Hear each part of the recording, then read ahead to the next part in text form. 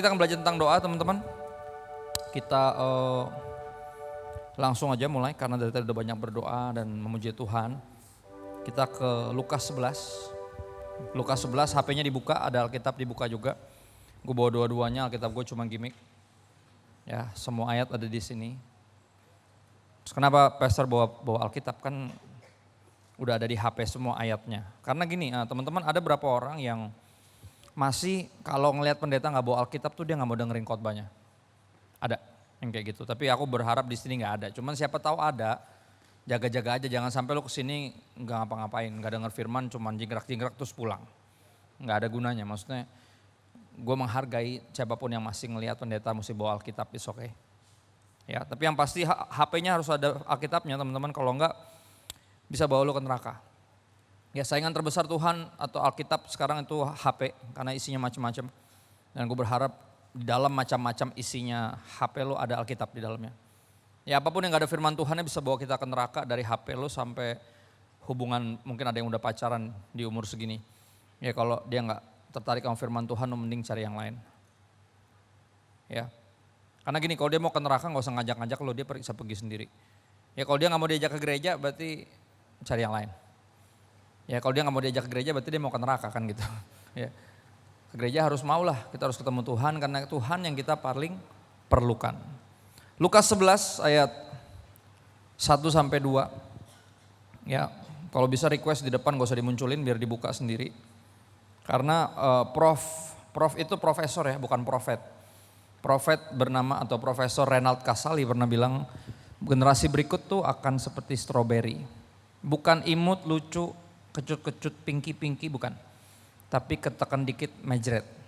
Artinya gak bisa menghadapi tekanan hidup. Dan semuanya bisa jadi kenyataan kalau dilanjutin kemalasannya. Ya, generasi berikut jadi stroberi kenapa? Karena semua udah dimudahkan. Di zaman dulu kalau gue mau beli sesuatu gue mesti nabung. Terus gue mesti jalan ke tokonya. Ya, baru beli. Zaman sekarang enggak, tinggal lihat, nyari, ada, pencet, atau dikirim ke rumah, paket kan gitu. Ya, semuanya dipermudah, akhirnya semua aplikasi yang mestinya dipakai buat ngebantu kita malah menggantikan kita.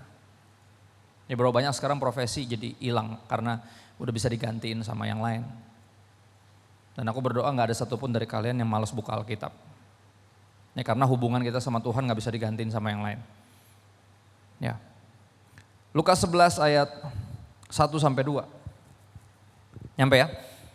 Pada suatu kali Yesus sedang berdoa di salah satu tempat.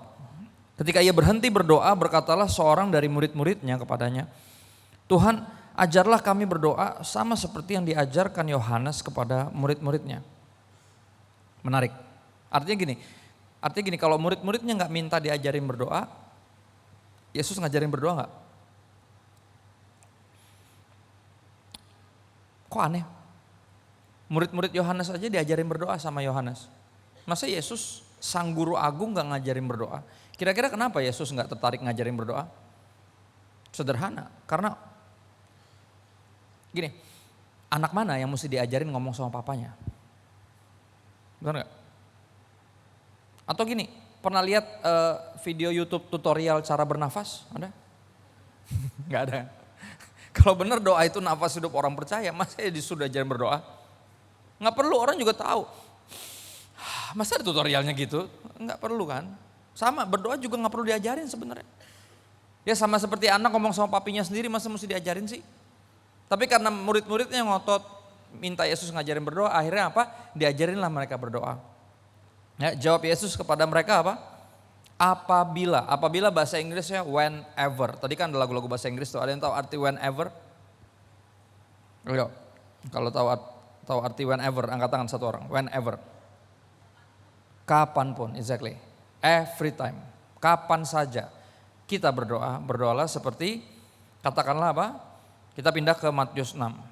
Ada yang hafal doa Bapa kami? Harus hafal, pelajaran agama, PAK lu dapat jelek kalau nggak hafal. Ya kan? Udah ulangannya.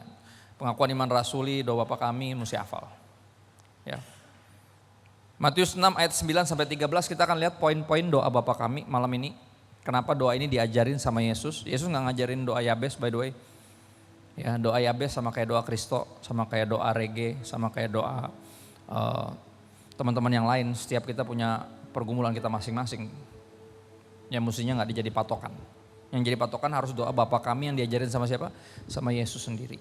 Ya, doa Bapa kami bukan mantra, artinya lu ulang-ulang, lu apalin, bukan. Tapi sikap hatinya ketika berdoa dalam setiap poin itu kita harus perhatiin sungguh-sungguh. And that's how we supposed to pray. Ya, kita ngobrol bisa tentunya intim sama Tuhan tapi nggak bisa seenaknya. Karena kita mesti tahu siapa kita dan siapa dia. Dan di dalam berdoa kita harus notice itu. Ya. Matius 6 ayat 9 sampai 13, kalau udah nyampe katakan amin, kalau belum katakan tunggu. Amin, bener ya. Dimulai dengan kata apa? Bapa kami yang di sorga. Maksudnya apa? Sederhana, doa berarti nggak boleh egois. Kenapa? Karena dia bukan cuma bapak lo, dia bapak banyak orang. Bapak gue bukan bapak lo doang. Bapak kami artinya poin pertama, doa nggak boleh egois. Ya. Dan yang kedua adalah apa? Kita mesti ini, kalau kita berdoa kita mesti mikirin juga kepentingan orang lain. Jangan cuma kita melulu. Ya, dokter, bener gak? Ada yang mau jadi dokter, teman-teman di sini? Ada yang mau jadi dokter? Cita-cita mulia, keren loh dokter tuh. Duitnya banyak. Yoi, karena sekali praktek tuh lumayan duitnya. Ada ya? Mana cuman setengah tiang, angkat tangannya tinggi, malu banget. 1, 2, 3, 4, 5. Bener ya? Gini, ada gak dokter yang pernah berdoa, Tuhan aku rindu lebih diberkati lagi dong. Pernah gak dia berdoa biar lebih banyak orang yang sakit? Karena kan semakin banyak yang sakit semakin banyak pasien ya, bener gak? Gak mungkin kan? Ada yang mau jadi tambal ban? Gak ada yang mau pasti. Siapa yang mau? Itu usaha juga loh. Ya, jadi jangan meremehkan itu. Pernah gak tukang tambal ban berdoa biar Tuhan kirimkan rezeki dengan cara semua yang lewat depan dia punya bengkel tuh bannya pecah? Pernah gak? Enggak kan? Enggak ada orang yang berdoa egois kayak gitu, tapi most of the time kita berdoanya egois.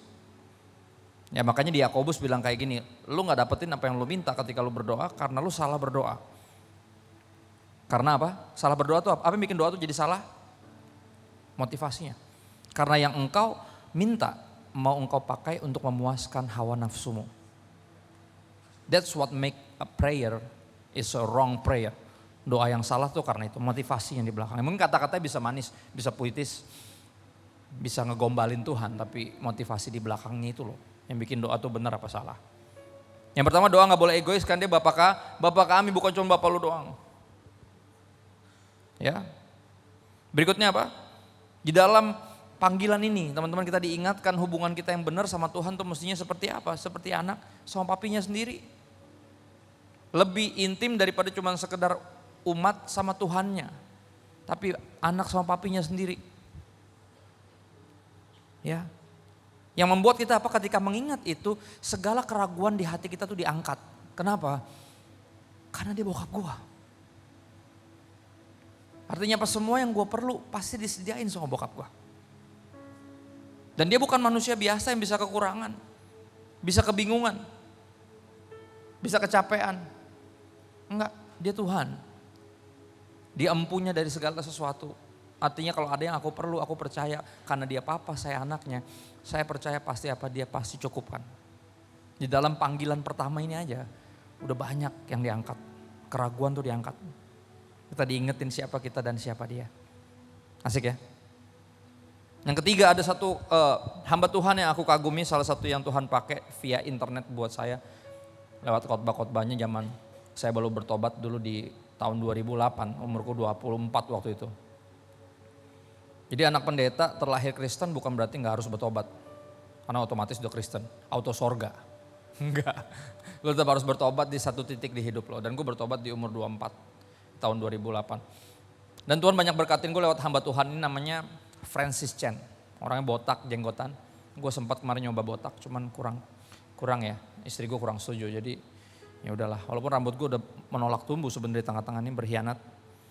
Gue mikir gimana caranya biar dia bisa balik lagi. Oh apa dia pindah ke sini? Oh mungkin kalau gue keramasnya sambil gini mungkin dia balik lagi kan gitu. I don't know. Namanya juga pikiran liar. Ya. Francis Chan ngomong kayak gini tentang kebenaran ini memandang atau menganggap Tuhan sebagai Bapa lo. Gini, tidak ada kebenaran yang lebih menenangkan daripada kebenaran ini bahwa pribadi terkuat di alam semesta. Bahasa Inggrisnya adores us. Adores artinya apa? Memuja. Kayak gue sama anak gue. Gue bukan memuja dalam artian kayak gue memuja Tuhan, bukan. Cuman mengasihi, merawat, menjaga, melindungi. Adores. Ya, adores us as his own children. Nggak ada kebenaran yang lebih menenangkan buat jiwa kita daripada percaya bahwa pribadi terkuat di alam semesta yang megang alam semesta dengan tangannya. Pribadi yang sama yang mengasihi kita, melindungi kita, menjaga kita sebagai anaknya sendiri. Keraguan diangkat. Dari kalimat pertama ini aja, Bapa kami yang di sorga. Dan ini juga membantu kita untuk keluar dari penghalang hidup. Salah satu penghalang hidup adalah lu gak punya figur bapak yang baik di dunia ini. Bokap lu begajulan. Bahasa Betawinya. Yang gak ngerti tanya sama sebelahnya, begajulan tuh apa kak? Tanya sama sebelahnya. Ya. Dan ngebantu untuk ngeliat gini, walaupun bokap gue begajulan tapi bokap gue gak mungkin begajulan. Dia bapak yang baik. Mungkin bapak gue di bumi gak jelas tapi gue punya bapak di sorga. Dan itu udah lebih dari cukup buat gue. Karena banyak orang, gak sedikit orang yang hidupnya lumpuh karena kepahitan sama papanya. Tapi kalimat ini aja udah banyak mengangkat keraguan, kekhawatiran, kepahitan, diangkat semua. Baru dari kalimat ini, Bapa kami yang di sorga. Berikutnya apa? Yang hafal tadi? Gak usah baca ya. Dikuduskanlah namamu, apa artinya? Ya catat ya. Kalau enggak direkam bebas. Sebagai orang Kristen kita membawa nama besar Tuhan. Ingat kita anaknya, berarti dia bapak kita, benar ya? Lu bawa nama besar bapak lo.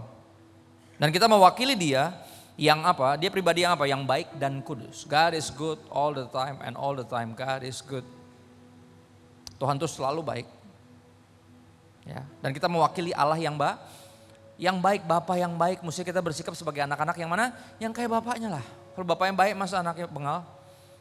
Ngerti ya? Mesti kita bawa nama besarnya dia loh. Artinya ketika kita bertingkah serampangan, hidup sembarangan, kalau kita bikin masalah yang malu siapa? Bapak kita.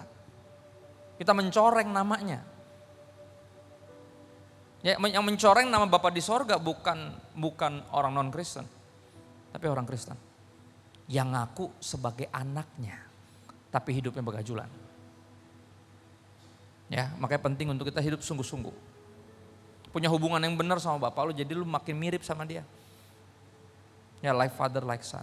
Apa artinya? Seperti bapak sayang anaknya. Oh bukan, itu lagu ya. Like father like son artinya seperti ayahnya, demikian pula anaknya. Kalau kita nyembah bapak yang baik, kita punya bapak yang baik, hendaklah kita seperti bapak kita baik. Yang selalu baik artinya apa? Ketika dijahatin tetap baik. Harusnya kan gitu. Dan juga apa? Bukan cuma baik, Tuhan juga apa? Bapak kita kudus. Artinya apa? Hidup kita boleh gak asal-asalan? Gak boleh. Boleh kita jadi lapendos, laki-laki penuh dosa? Gak boleh. Harus bertobat. Ya, jangan kayak stiker di angkot. Ya, depannya haleluya, hosana. Woi, lagunya lagu rohani gede. Nyetirnya kayak setan. Wah. Paling digantungan di tengahnya kalau salib. Wih, ngeri. Ya. Nyetirnya kayak setan, pas kita disalib sama dia, pas kita lihat belakangnya stikernya lapendos. Wais. Nyata dia selain hosana dan haleluya, dia laki-laki penuh dosa. Pantesan sembarangan nyetirnya kan gitu. Ya. Dan dia bilang kalau nyetir ngebut-ngebut itu dia mendekatkan diri kepada Tuhan. Karena dia menyerempet maut katanya. Terserah lu, gak gitu konsepnya bang. Tobatlah kan gitu ya. Tapi itu kenyataan banyak orang yang kayak gitu kok. Atas nama anugerah Tuhan hidupnya sembarangan. Yang penting kan udah percaya Yesus pak. Ya pasti selamat kok. Kalau percaya Yesus harusnya berhenti hidup kayak setan. Ya, percaya Yesus memampukan kita diangkat sebagai anak-anak Tuhan. Dan kalau udah jadi anak Tuhan masa tinggal lakuin masih kayak anak setan sih. Ya, jaka sembung naik ojek, nggak nyambung Jack. Ya. Artinya gini, ini ketika kita ngomong gini, dikuduskanlah namamu. Artinya kita lagi bermohon sama Tuhan supaya gini loh, supaya kita dimampukan untuk menjaga nama baiknya.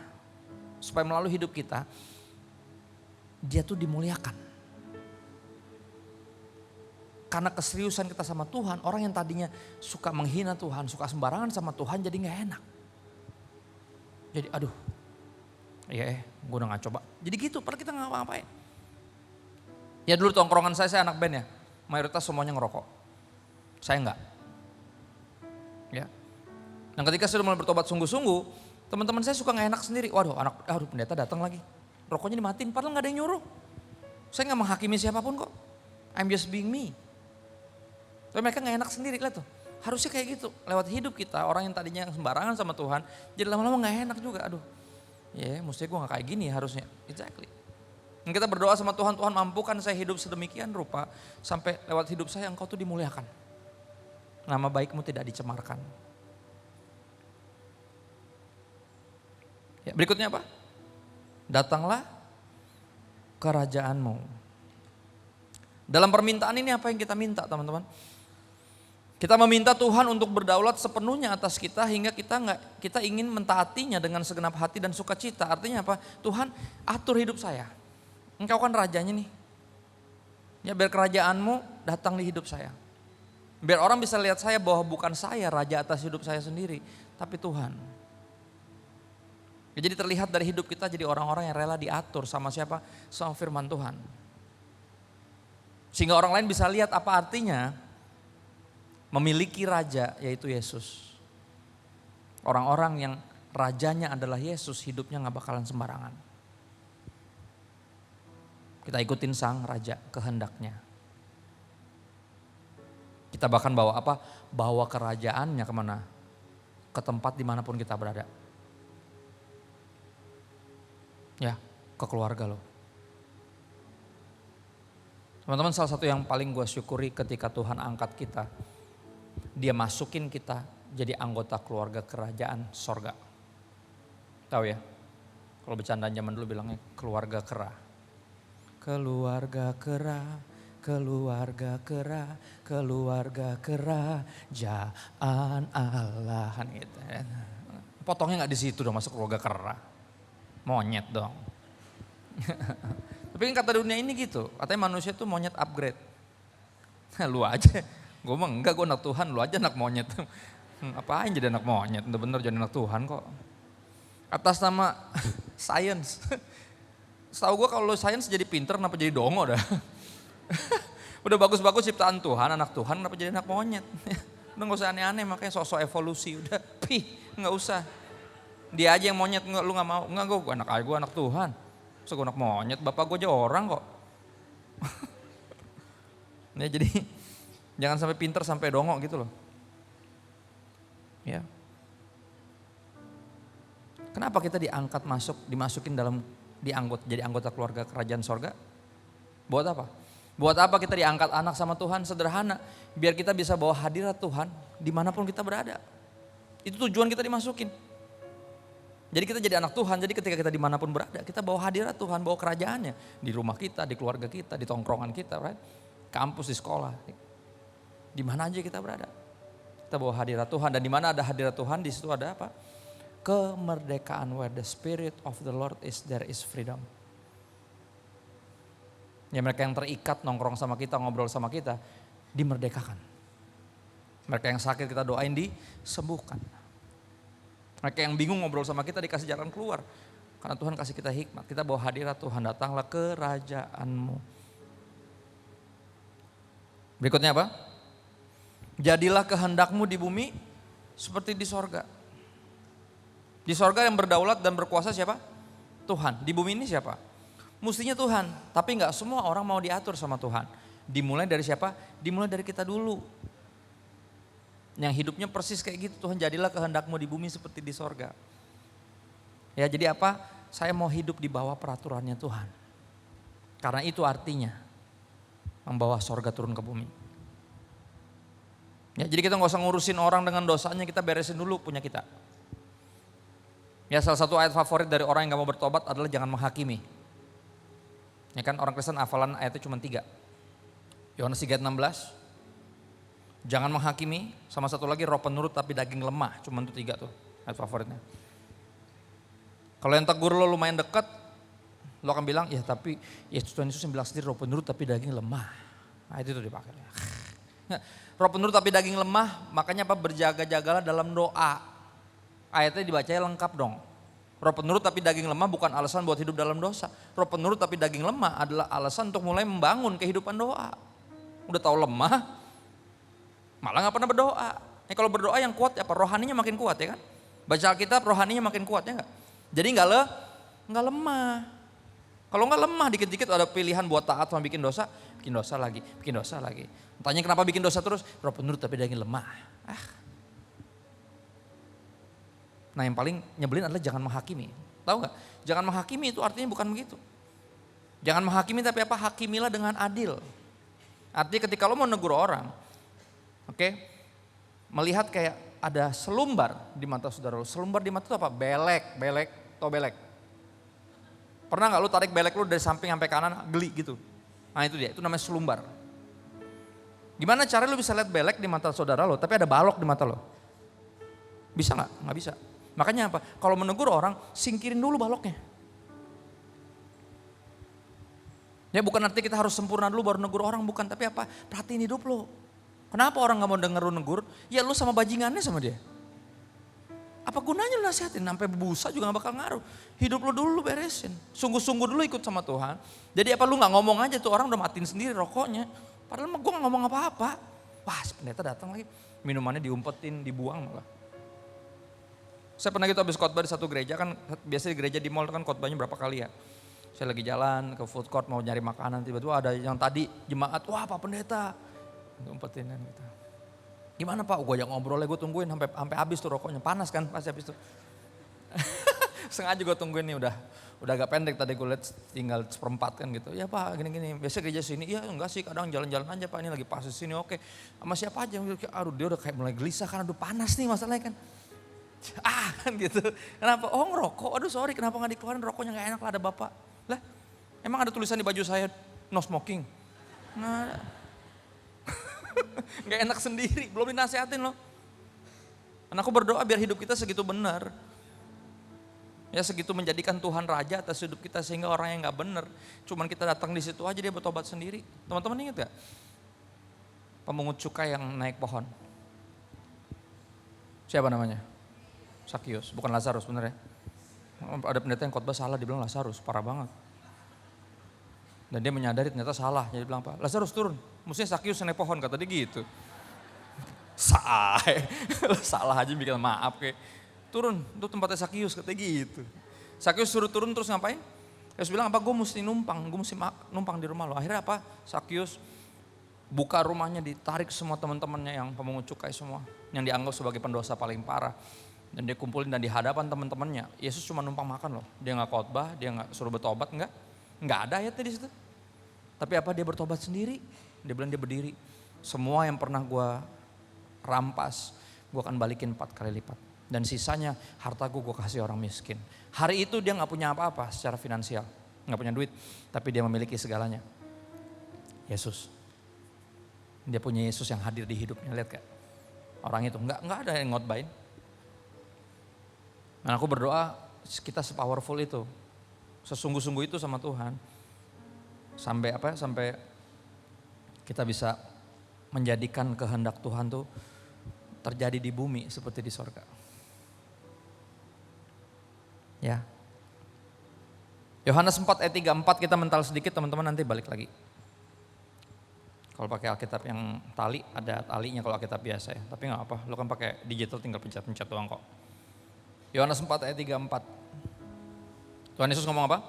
Makananku ialah melakukan kehendak Dia yang mengutus aku dan menyelesaikan pekerjaannya. Belum pada nyampe, kecepatan gue tungguin. Ayo. Yohanes 4 ayat 34. Kalau udah nyampe katakan amin, kita baca bareng. Nyampe ya, 1, 2, 3. Makananku ialah dan menyelesaikan pekerjaannya. Terjemahan makananku kalau pakai terjemahan Alkitab sebelum tahun 74 disebutnya rejekiku. Makanya kalau perhatiin beberapa dari orang tua lu ketika berdoa Bapa kami berikanlah kami pada hari ini rejeki kami yang secukupnya. Bukan makanan. Rejeki bicara salah satunya tentunya finansial. Artinya bicara tentang yang paling berharga dalam hidup lo. Ya, artinya apa? Makananku kata Yesus berarti apa? Sukses bagi saya kata Yesus. Ya. Sukses bagi saya ialah berhasil melakukan kehendaknya dan menyelesaikan pekerjaannya. Ya, biar suksesnya Yesus jadi sukses bagi kita. Banyak dari kita anggap sukses tuh biar kayak dunia ini, punya banyak duit, sebelum umur 25 udah mesti punya 100 juta. Gue gak punya tuh 100 juta. Gue udah 40 bulan depan. Bye-bye aja hidup gue, anak gue 3. Ya kan? Enggak harus ikutin apa kata dunia. Yesus bilang sukses bagi dia adalah apa? Menyelesaikan pekerjaan diberikan oleh Bapa kepadanya. Itu artinya apa? Datanglah ke kerajaanmu jadilah kehendakmu di bumi seperti di sorga. Biar kehendak Tuhan yang paling pengen kita capai.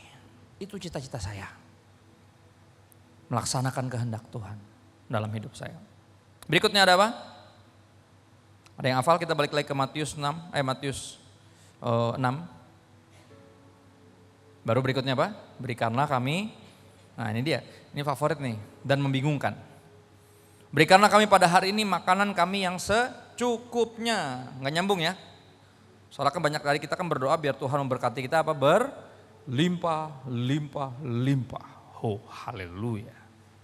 Benar gak? Ada yang pernah minta nilai secukupnya dari Tuhan? Tuhan gue udah belajar, udah ngeles, besok gue ulangan. Gue berdoa, mampukan gue mengerjakannya supaya gue dapat nilai yang secukupnya. Ada yang pernah berdoa gitu? Harusnya gitu lo berdoa. Diajarinnya begitu kok. Kenapa? Kenapa harus minta yang secukupnya, gak boleh minta yang berlebihan? Kenapa? Ada yang tahu gak? Apa yang Yesus doakan di sini adalah kutipan dari permintaan dari Raja Salomo. Kita ke Amsal 30 teman-teman. Amsal 30 ayat 8 sampai 9. Amsal 30 ayat 8 sampai 9. Kalau udah nyampe katakan amin, kalau belum katakan tunggu. Apa nih? Kok gak ada yang ngatakan apa-apa? Kalau diam artinya apa? On the way. Amsal 30 ayat 8 sampai 9. Jauhkanlah daripadaku kecurangan dan kebohongan. Jangan berikan kepadaku kemiskinan atau kekayaan. Orang gila mana yang gak berdoa buat jadi kaya? Salomo. Dan dia bukan orang gila, dia orang yang paling berhikmat yang pernah hidup. Lihat. Gini, jangan berikan kepadaku kemiskinan, ya semua orang juga pengen gitu, mana ada yang mau miskin. Tapi kan kita minta kekayaan dong. Tapi dia bilang jangan berikan saya kemiskinan atau kekayaan, jangan dua-duanya. Terus berikannya apa? Biarkanlah aku menikmati makanan yang menjadi bagianku. Secukupnya. Biar saya menikmati yang jatah saya. Ya. Supaya, kenapa dia minta secukupnya? Ini dia alasannya. Supaya kalau aku kenyang, aku tidak menyangkalmu dan berkata, siapa itu Tuhan? Ya, itu dia tujuannya. Secukupnya, biar kalau berlebihan kan orang suka sombong ya. Siapa Tuhan? Enggak. Gue gak pengen berlebihan, gue pengen secukupnya biar gue bisa tahu diri. Bahwa ini semua dari Tuhan, gue gak pengen menyangkal Tuhan ketika gue sukses, kaya, terkenal. Siapa Tuhan? Jadi anak-anak durhaka. Indonesia kan terkenal dengan cerita Malin Kundang. Ya, anak miskin yang akhirnya ngerantau terus jadi sukses, married sama putri. Bawa pulang tiba-tiba balik ketemu mamanya yang masih miskin. Dan dia malu mengakui mamanya. Ya gak? Cerita gitu kan? Akhirnya jadi apa? Tiang garam. Bukan, itu istri lo. Tiang garam. Ketahuan lu baca Alkitab terus ya? Gak tahu Malin Kundang siapa, baru denger gue. Jadi batu. Ya. Enggak, jangan sampai kita durhaka sama Tuhan. Makanya dia berdoa gitu, berikan saya yang secukupnya jadi bagian saya. Biar saya gak berlebihan dan sombong. Dia bilang siapa Tuhan? Tapi juga apa? Jangan biarkan saya. Atau apa? Malah aku, dan kalau aku miskin, makanya dia minta secukupnya. Jangan juga kekurangan sehingga apa? Ketika aku miskin, aku mencuri dan mencemarkan nama Allahku. Lihat gak fokusnya di mana? Nama Tuhan. Doa Bapa kami membantu kita untuk ngerti ini bukan tentang saya. Ini tentang Tuhan. Ya. Jadi jangan izinkan saya terlalu kaya sehingga lupa diri dan sombong dan bilang siapa Tuhan. Tapi juga jangan izinkan saya kekurangan sampai saya harus mencuri dan mempermalukan namamu. Berikan yang secukupnya. Ya, ada yang pernah berdoa gini? Enggak, bertobat, berdoalah kayak Yesus berdoa. secukupnya. Berikan saya nilai yang secukupnya, artinya apa? Ketika saya memperolehnya, saya tahu ini berasal dari Tuhan. Tapi jangan sampai jelek mempermalukan nama Tuhan, pokoknya secukupnya. Biar saya cukup bisa humble enough untuk menyadari kalau emang nilai cuma segini berarti gue belajarnya kurang. Tapi kalau nilainya bagus, izinkan tetap secukupnya, biar saya gak perlu sombong. Berikutnya, kita ke Matius 6 lagi. Apa yang udah hafal tadi setelah berikan makanan? Ampunilah kami akan, nah ini dia problem ini paling keren nih. Ampunilah kami akan kesalahan kami seperti kami juga mengampuni orang yang bersalah kepada kami. Artinya apa nih, poinnya berbahaya, perhatiin deh. Artinya lu bilang gini sama Tuhan, Tuhan ampuni saya sebesar saya ngampunin orang yang bersalah kepada saya. Ada yang pernah menyadari gak poin ini sangat berat? Ya, tapi yang hafal kan biasanya cuma asal ngomong. Gini, kita pengen Tuhan ngampunin kita itu bersyarat atau tanpa syarat? Seutuhnya atau secukupnya pengampunannya? Seutuhnya. Di mulut aja atau benar-benar dari hatinya dia ngampunin kita? Dari hatinya. Tapi berapa banyak kita ngampunin orang kayak gitu? Sorry deh, ya udah, awas loh. Sekali lagi awas ya, lihat gak? Kita ngampunin kayak gitu. Kita pengen Tuhan ngampunin kita kayak gitu, enggak kan? Ya udah kalau gitu jangan ngampunin orang kayak gitu caranya. Ngampunin orang seutuhnya, sepenuhnya. Karena kalau enggak kita akan minta yang gitu, Tuhan ampuni saya secukupnya seperti saya ngampunin orang yang ya kadang-kadang di mulut aja sih sebenarnya masih sebel kan gitu. Ya udah deh, ya. Padahal masih males, bahasa Betawinya empet. Dan poin ini bahaya sekali loh, teman-teman mesti perhatiin. Ya Tuhan ampuni saya sebesar saya ngampunin orang lain yang berbuat salah sama saya. Artinya di poin ini kita dibawa untuk menyelami hatinya Tuhan. Ingat, kita punya Tuhan yang maha apa? Maha pengampun. Maha pengasih lagi maha penyayang, sama. Ya. Tapi ada buktinya. Buktinya dia mati di kayu salib. Yang lain cuma ngomong doang, buktinya apa nggak tahu. Random. Ya. Kalau kaya, sehat, harmonis, berarti Tuhan baik. Kalau kena azab, ya kan, kena musibah, suwe, berarti Tuhan jahat. Dan karena nggak ada buktinya. Kalau kita punya Yesus yang disalib, jadi ketika hidup lo suwe, kena musibah, lo tetap percaya Tuhan baik. Kenapa? Karena buktinya udah jelas di kayu salib. Kita punya Tuhan yang bilang maha pengasih lagi maha penyayang dan maha pengampun, dan ada buktinya. Dia mengasihi, mengampuni kita lewat pengorbanan Yesus. Sehingga apapun kenyataan hidup gak akan mengubah kebenaran ini, bahwa Tuhan begitu besar mengasihi saya. Dan yang bikin saya Kristen tuh itu. Nah Tuhannya bukan cuma ngomong doang, tapi ngebuktiin. Ampunilah kesalahan kami sebesar kami mengampuni orang lain yang bersalah kepada kami. Berikutnya, janganlah bawa kami ke dalam pencobaan, tapi lepaskanlah kami daripada yang jahat. Ada yang tahu doa Bapak kami versi bahasa Manado agak lain? Ada orang Manado di sini? Saya 1/4 Manado. Angkat tangan jangan setengah tiang, harus bangga. Manado. Benar ya? Doa Bapak kami orang Manado tuh agak lain. Dia bilang jangan bawa kami ke dalam pencobaan karena kita bisa masuk sendiri. Nggak usah dibawa. Jangan bawa kami kepada pencobaan karena apa? Bisa masuk sendiri. Bisa masuk tapi gak bisa keluar. Makanya itu bilang gitu apa? Jangan bawa kami ke dalam pencobaan tapi apa? Lepaskanlah kami daripada yang, lihat gak? Artinya apa? Artinya sederhana, kita bisa masuk sendiri. Tapi apa? Kita minta tolong Tuhan untuk lepasin karena kita gak bisa melepaskan diri dari yang jahat. Ayat ini, poin doa ini bukan tentang doa tolak bala, minta keamanan dari Tuhan, bukan. Ini berdoa memohon anugerah Tuhan untuk diselamatkan dari kesesatan.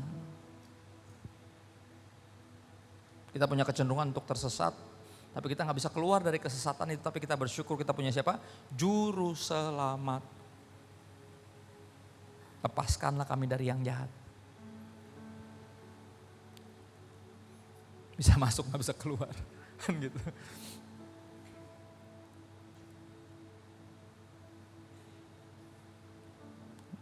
Poin terakhir apa? Karena engkaulah apa? Yang punya kerajaan dan kuasa dan kemuliaan sampai selama-lamanya. Amin. Teman-teman aku tutup dengan ini. Itu anatomi doa. Doa tuh minta apa aja, ngomong apa aja.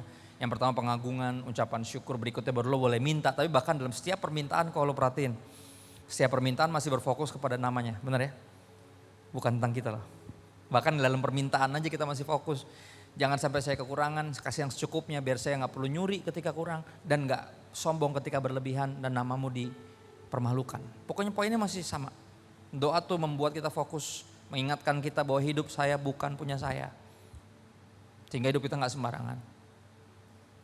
Banyak orang yang hidupnya sembarangan ketika ditanyain, contoh dinasehatin aja. Ya, HP nih, ya kan, mal nonton yang enggak tuh dari HP tuh.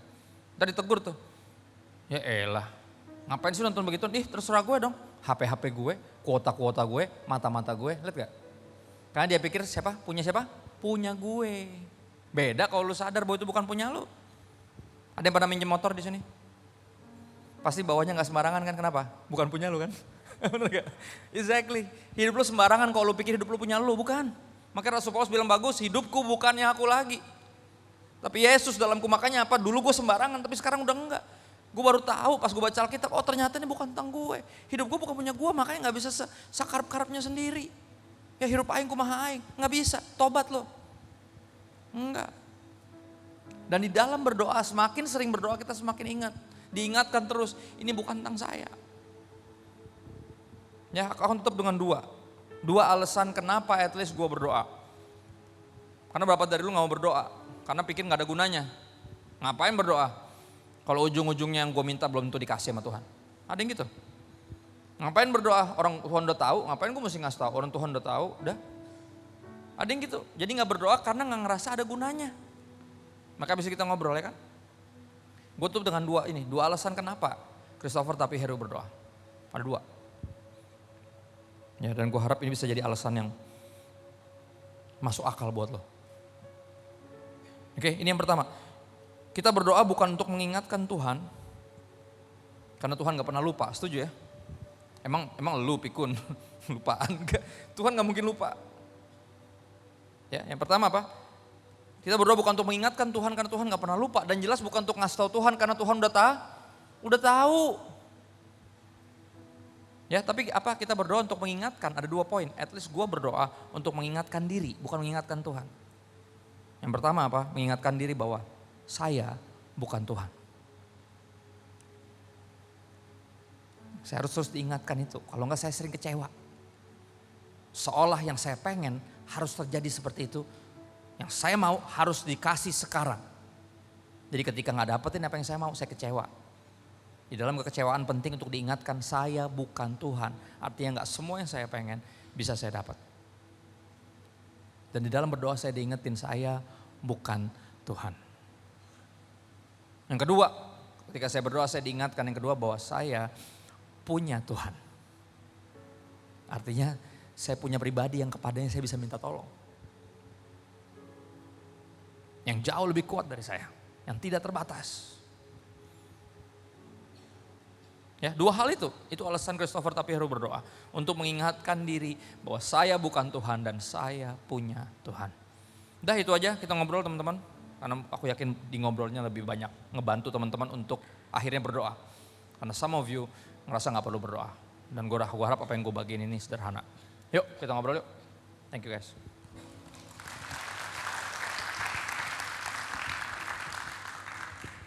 Gimana nih formatnya?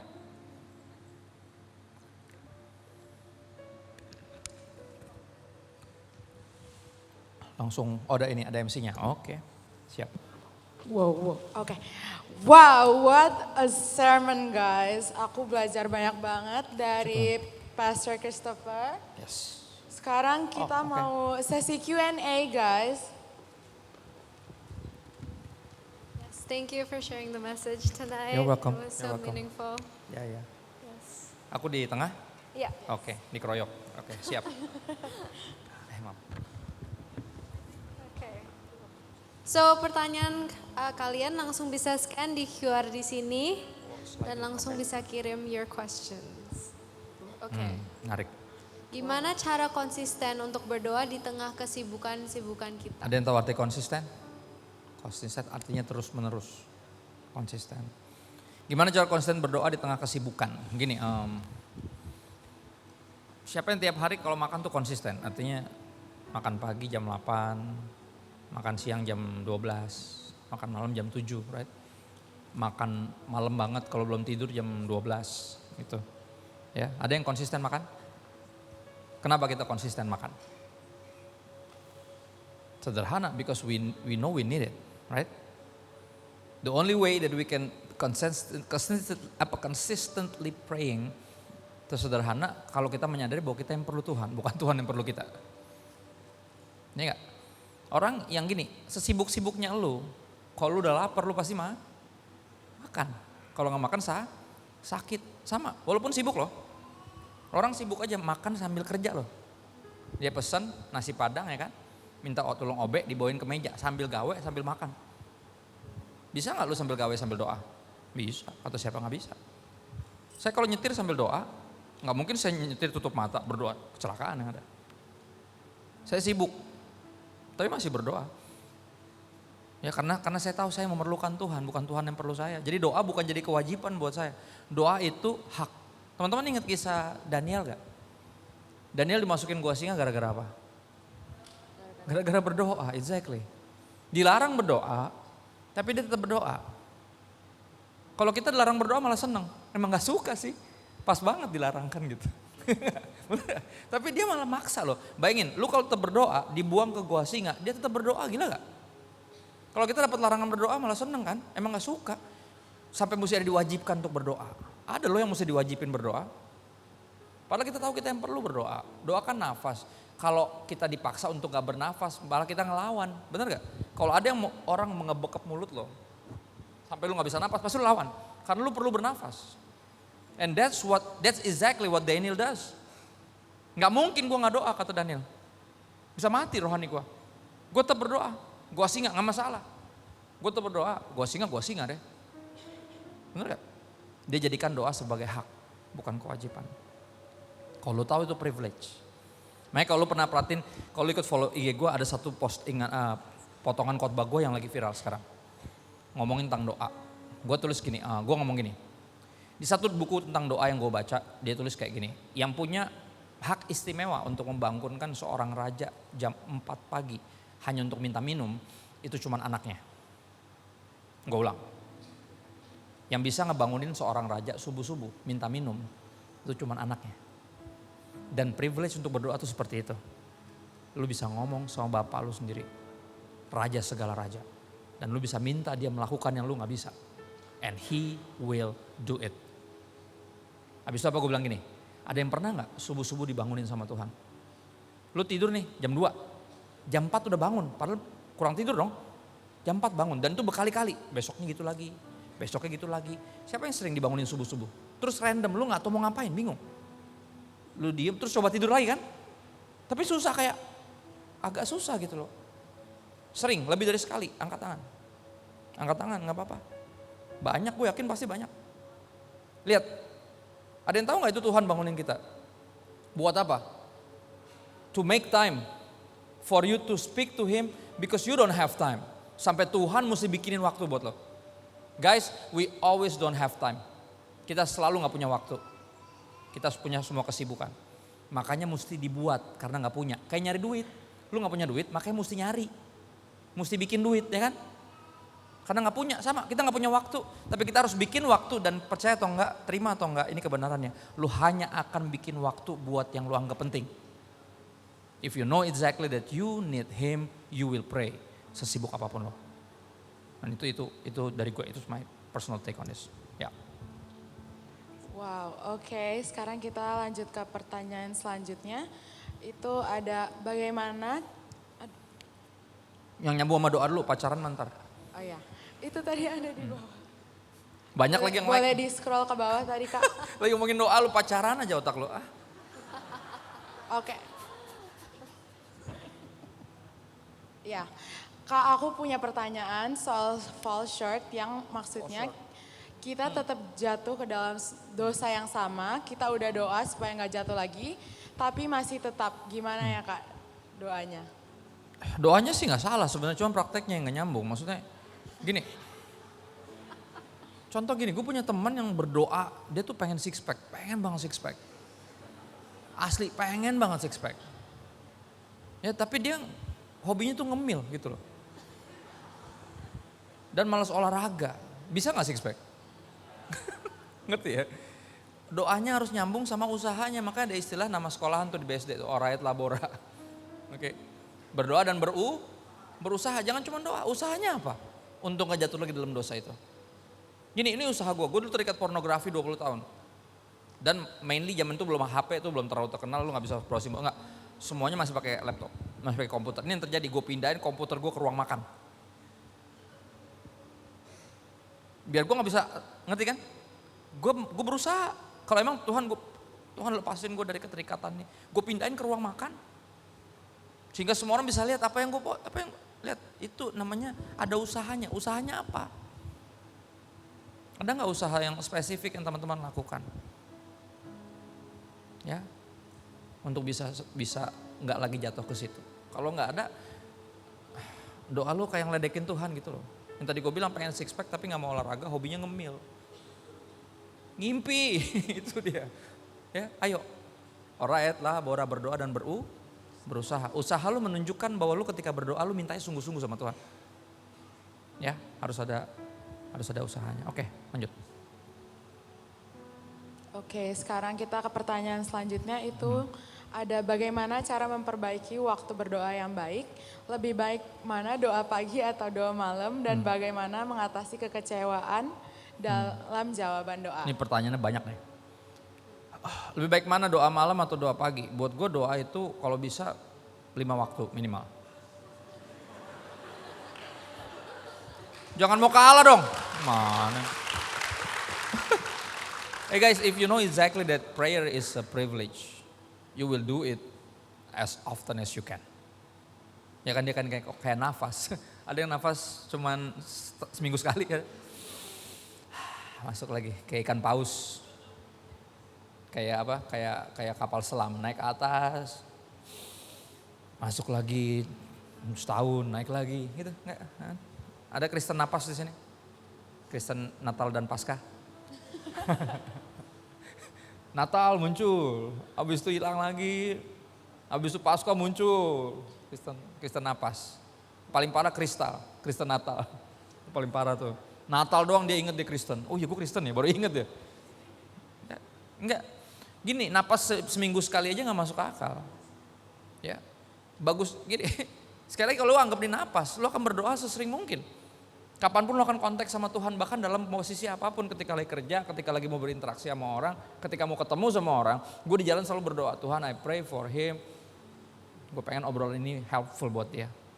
Gue pengen lewat obrolan ini dia bisa dicerahkan, dia bisa dibantu, bahkan dia bisa dibawa untuk bertobat kepada Tuhan. I always pray.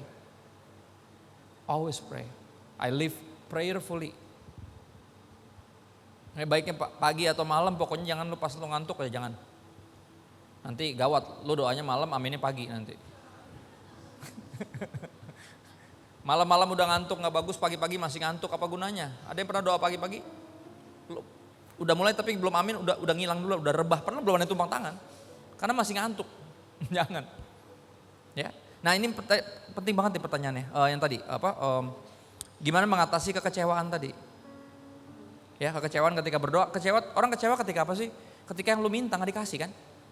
Benar gak? Tapi ini pertanyaannya, apakah yang lu minta itu yang terbaik? Do you really believe that all that you are asking of God and from God itu yang the best for you? Really? Lu percaya bahwa itu yang terbaik buat lu? Misal lu umur 13 terus minta, Tuhan kirimkanlah aku kekasih yang baik hati, yang mencintai aku apa adanya, apa adanya, apa adanya. Hah? 13 tahun, ngapain lu pacaran? Hah? Mencobai diri sendiri namanya. Bener gak? Nafsu lo aja belum bisa lu kendaliin. Terus lu mau cari apa? Pelampiasan? Enggak kan? Tapi apa ketika lu minta di momen itu, kerap kali kita selalu ngerasa ini yang terbaik buat gue. Makanya ketika gak dikasih kita gak terima. Kok lu jahat sih Tuhan? Kata Tuhan jahat gimana gue? Justru karena gue baik gak gue kasih, lu 13 tahun minta pacar ngapain? Ya, 15 tahun minta motor ngapain? Naik sepeda aja masuk got terakhir kemarin lo. Maksudnya ngerti kan? Lu belum bisa kendaliin itu. Udah bisa gue naik motor gue tahu. Tapi apa secara fisik lu belum bisa mengendalikan sungguh-sungguh. Nah emosi lu masih belum, nafsu lu masih berantakan. Gini guys, jawaban doa selalu ada 3. Kalau kita berdoa dalam nama Yesus pasti dijawab. Banyak orang soalnya salah kaprah. Pastor gue udah minta sama Tuhan tapi tampaknya Tuhan belum jawab. Enggak, Tuhan udah jawab dan lu gak suka jawabannya. Ya, jawaban doa cuma 3, apa? Iya, dikabulin. Tunggu, nah, ini nyebelin nih, tunggu nih. Apalagi enggak, waduh. Siapa yang percaya bahwa enggak juga jawaban doa? Ya kan? Berarti yang lu minta enggak dikasih sama Tuhan, jawabannya enggak. Dan enggaknya buat siapa? Buat kebaikan lu loh, bukan buat dia. Ya, nah, kalau lu punya anak lu ngerti kok. Kalau lu punya anak lu nggak akan ngerti, lu kan selalu ngerasa emang nggak pernah muda orang tua gue tuh. Ya gue mau berjalan kemana nggak dikasih. Kayak gue dulu ya, gue tipe orang yang termasuk dianggapnya anak mami sama teman-teman gue. Padahal gue sederhana, gue tahu kalau gue lagi pergi nih, gini kalau lagi pergi kan biasanya suka ada rencana-rencana tak terduga tuh di tengah jalan tuh. Ya contoh ya, ini kan ada yang kelas 3 SMP, ada nggak? 3 SMP, ada? 3 SMP, ya kan? Besok udah mulai diizinin buat nonton tuh teman-teman tuh. Ma aku mau nonton ya sama teman-teman. Oh ya baliknya kapan? Film mulai jam 5, jam 7, ya jam 8 lo udah sampai rumah. Oke. Tapi benar atau benar setiap kali film habis selesai pasti ada satu bocah yang gak jelas yang ngomong kayak gini. Wah masih pagi nih kan gitu. Pasti ada yang ngomong gitu. Pasti.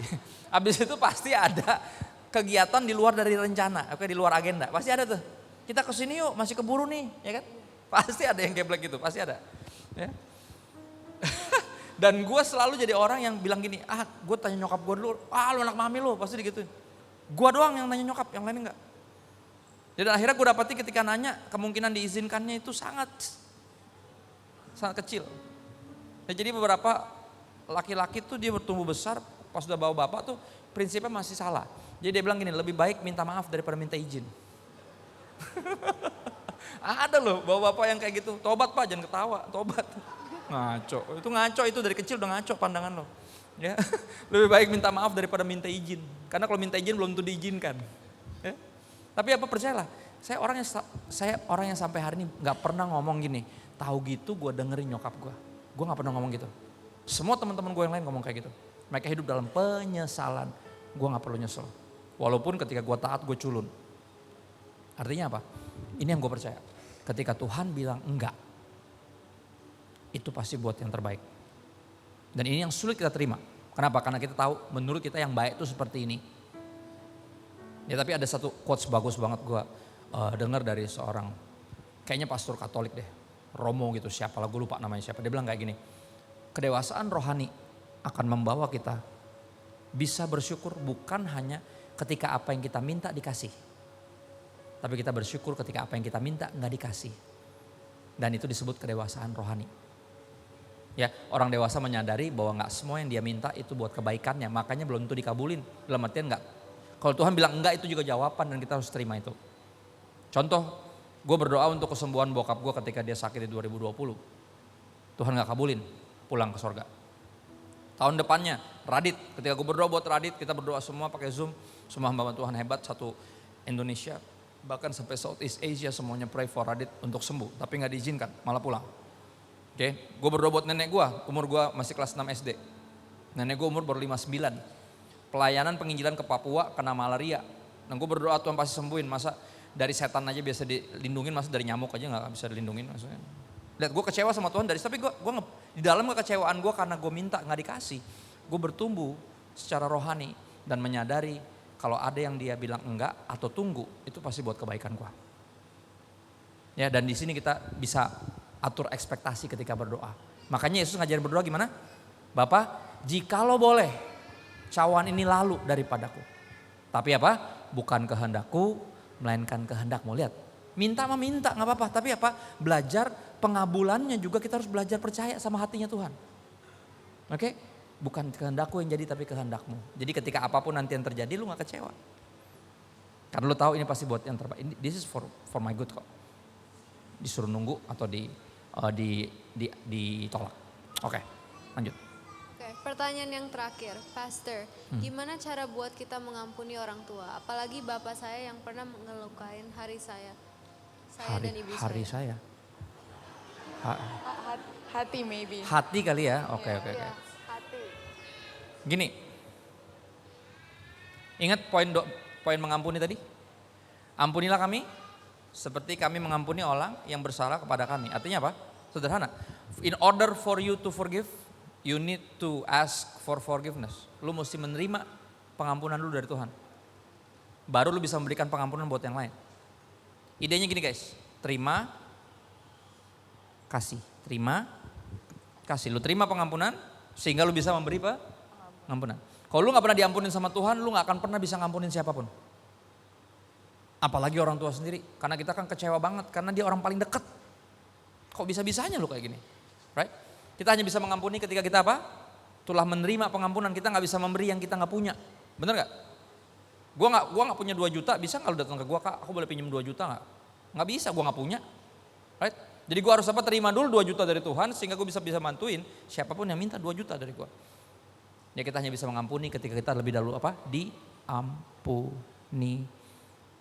Dan kerelaan lu untuk mengampuni terletak di kesadaran lu bahwa lu gak layak diampunin. Lu jahat, tapi Yesus ngampunin lo, dia mati buat lo. Kekaguman akan pengampunan yang lu terima jadi kekuatan lu untuk mengampuni siapapun itu. Dan ini yang bikin gue Kristen. Oke, ini yang bikin gue Kristen. Ini pertanyaan terakhir. Oke, gue gak tahu lu udah lahir atau belum. Ketika ada kasus ini, ada seorang perempuan bernama Ade Sarah. Dia dibunuh sama mantannya.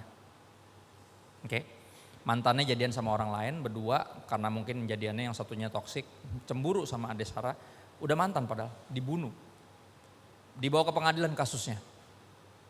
Ini yang menarik, di dalam pengadilan orang tuanya Ade Sarah ngasih roti ke laki-laki yang bunuh anaknya, ke mantan anaknya. Kenapa? Karena pengadilan itu berjam-jam guys. Dan ini anak sebenarnya masih kecil, masih ABG sebenarnya. Ya hitungannya kuliah awal-awal lah. Orang sampai bingung, sampai pada diwawancara, kenapa ngasih roti buat yang ngebunuh anak lo? Kenapa? Kenapa lo masih peduli sama dia? Walaupun ini mantan anak lo, pasti pernah deket dong, namanya juga mantan, pasti kan kenal sama keluarganya. Kenapa masih peduli ngasih roti buat orang yang ngebunuh anak lo? Ya, dan sederhana jawabannya apa? Karena itu yang Tuhan lakukan kepada saya. Saya gak layak diberkati tapi Tuhan berkatin saya. Saya gak layak diampuni tapi Tuhan ampuni saya. Dan di national television, kekristenan diberitakan secara ringan. Kenapa kami memutuskan untuk mengampuni anak ini? Karena Yesus lebih dulu mengampuni kami. Wow, and that's Christianity guys. That's what makes I am a Christian. Kenapa gue Kristen? Karena itu. Kita punya yang orang lain gak punya. Nah, kita punya Yesus yang mengampuni kita. Sehingga kita dimampukan untuk mengampuni. Kita punya Tuhan yang mengasihi kita. Maka kita dimampukan untuk mengasihi. Kita harus jadi orang-orang yang tahu terima kasih. That's it. Ya.